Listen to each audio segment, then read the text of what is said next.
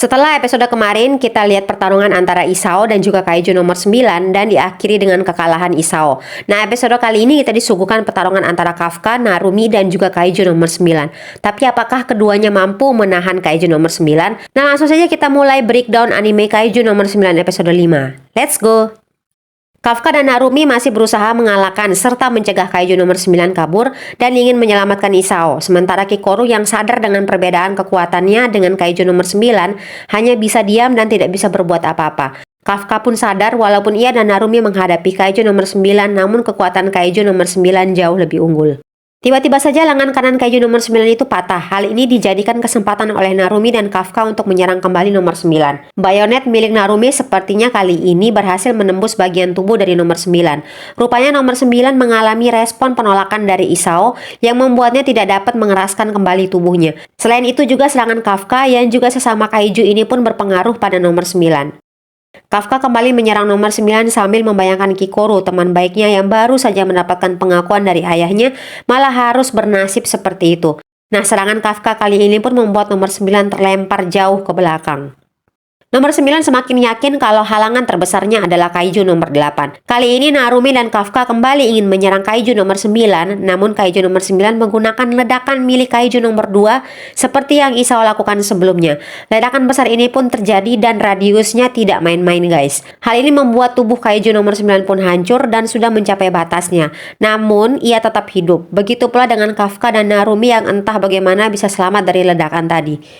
Kafka dan Narumi tidak menyerah begitu saja. Narumi yang memiliki retina Kaiju nomor 1 langsung menyadari gerakan yang nomor 9 akan lakukan. Dan benar saja, Kaiju nomor 9 pun membagi kepalanya menjadi dua, sehingga ia dengan leluasa mengeluarkan dua bom lagi yang arahnya tertuju pada Kikoru dan juga Kurusu. Kafka dan Narumi tidak punya pilihan selain melindungi Kikoru dan juga Kurusu dari ledakan. Kaiju nomor 9 ini pintar loh, dia tahu kelemahan manusia yang gak akan meninggalkan orang lain kalau mereka dalam bahaya.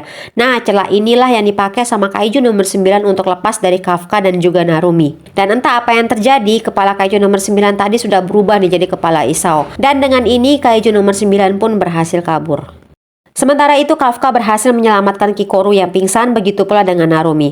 Kafka kembali mengingat ucapan Kaiju nomor 9 yang mengatakan era Kaiju akan dimulai begitu Kaiju nomor 9 melakukan langkah berikutnya. Kafka pun masih geram, berani-beraninya Kaiju nomor 9 mengatakan hal itu dengan menggunakan wajah Isao. Kafka pun meluapkan emosinya. Seluruh pasukan pertahanan divisi 1 pun langsung tahu bahwa mereka telah kalah. Sementara Narumi hanya bisa terdiam. Jujur ya, bagian ini tuh emosional banget. Apalagi scene ini tuh memperlihatkan ruangan Isao yang sudah kosong tanpa penghuninya. Sementara itu, seluruh negeri dikabarkan bahwa Isao Shinomiya gugur dalam tugas. Pemakaman pun diadakan dengan iringan hujan. Nampak semua pasukan pertahanan semua mengikuti upacara pemakaman tersebut. Narumi yang terlihat tenang tiba-tiba teringat saat ia dulu menyaksikan kekuatan Isao muda saat membereskan Kaiju dengan sekali serang, dan langsung mengagumi Isao.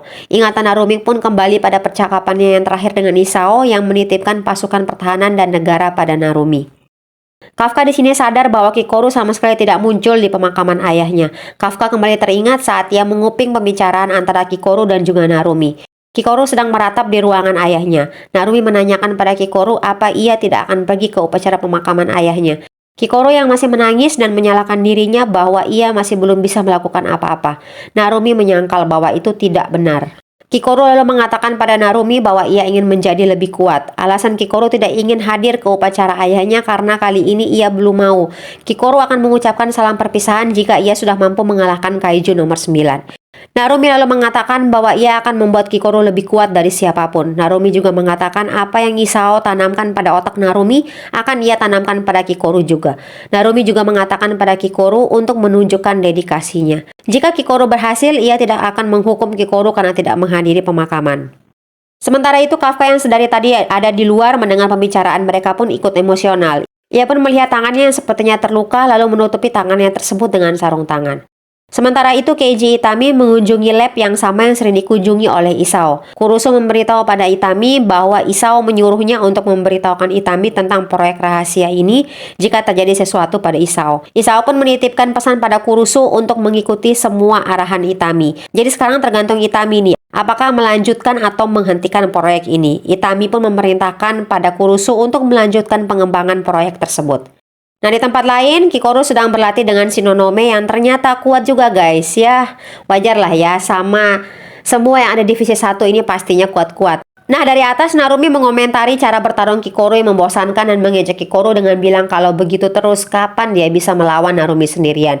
Kikoru kesal dong, karena Narumi komen sambil main game dan juga minum es pula. Santai banget nih si kapten. Narumi menambahkan bahwa semua pemimpin peleton di divisi 1 punya potensi untuk jadi kapten. Narumi lalu bilang ia punya waktu sebulan untuk menamatkan game yang lagi dia mainkan sekarang nih. Narumi lalu menyuruh Kikoru untuk melampaui para pemimpin peleton sebelum sebulan. Jika Kikoru bukan orang jenius, maka Kikoru tidak akan bisa selesai dalam waktu sebulan. Lagi ceramah malah ditendang lagi dong si Narumi ini sama Hasegawa. Lagi-lagi ditendang dia guys. Sementara itu Kikoru dan Shinonome melanjutkan pertarungan mereka. Nah, di atas Hasegawa menanyakan keputusan Narumi mengenai Kafka. Apakah Narumi menerima Kaiju nomor 8 alias Kafka sebagai bagian dari pasukan tempur mereka? Tiba-tiba Narumi dan Hasegawa mendapatkan laporan mengenai Kafka. Timingnya pas banget. Sementara itu Kafka terlihat sudah ada nih di rumahnya. Tampaknya setelah lulus dari pasukan pertahanan, Kafka tidak pernah pulang lagi ke apartemennya atau rumahnya. Nah, hari itu ia diberikan izin keluar markas untuk pulang sejenak.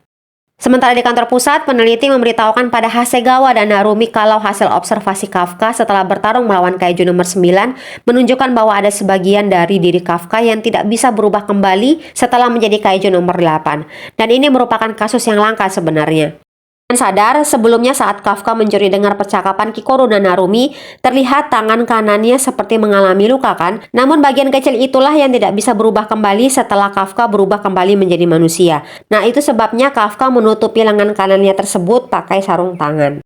Lanjut, peneliti itu juga mengatakan kalau Kafka terus berubah, maka suatu hari nanti ia tidak akan bisa berubah kembali menjadi manusia. Hasegawa lalu menanyakan apakah Kafka tahu soal hal ini. Rupanya Kafka sudah tahu guys. Nah, sementara Narumi nggak bereaksi apapun. Di rumahnya Kafka sedang beres-beres, nah seakan ia teringat sesuatu, ia pun meminta izin pada pengawasnya untuk pergi ke suatu tempat.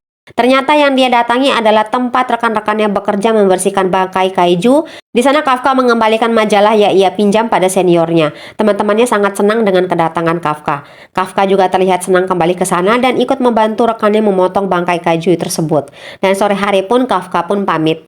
Kembali ke markas pusat, Kafka yang saat itu sedang asik dengan pemikirannya sendiri ditemui Narumi. Narumi langsung bilang pada Kafka bahwa dia tidak bisa membiarkan Kafka tetap di pasukan pertahanan. Karena jika Kafka terus berubah, maka Kafka suatu hari nanti tidak akan bisa kembali menjadi manusia.